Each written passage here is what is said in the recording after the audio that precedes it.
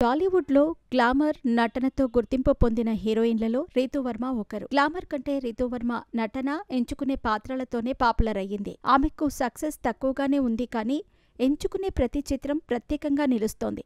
పెళ్లిచూపులు చిత్రంతో రీతూవర్మకి గుర్తింపు దక్కింది. రీతూవర్మ ఒకే ఒక జీవితం, వరుడు కావెలను, స్వాగ్, మార్క్ యాంటోనీ లాంటి వైవిధ్యమైన చిత్రాలలో నటించింది. తాజాగా ఆమె సందీప్ కిషన్కి జంటగా నటిస్తున్న మజాకా చిత్రం శివరాత్రికి రిలీజ్ కానుంది.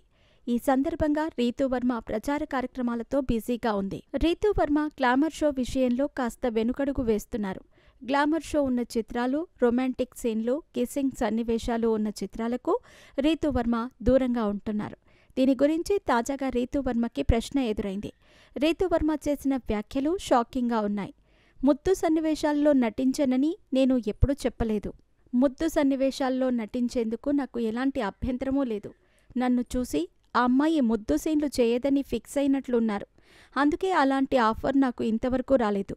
సందర్భం ప్రకారం అలాంటి సీన్లో నటించాల్సి వస్తే తప్పకుండా నటిస్తా. ఆఫర్ రాకపోవటం వల్లే ఇన్ని రోజులు ఆలస్యమైంది అని రీతూవర్మ పేర్కొంది.